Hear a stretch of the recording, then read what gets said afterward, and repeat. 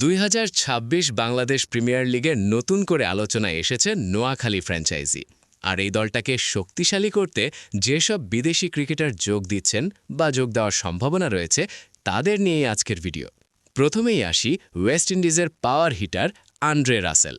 Death ওভারে ছক্কার ঝড় তুলতে রাসেলের জুড়ি নেই। নোয়াখালীর মিডল অর্ডারকে ভয়ঙ্কর করে তুলতে পারেন তিনি।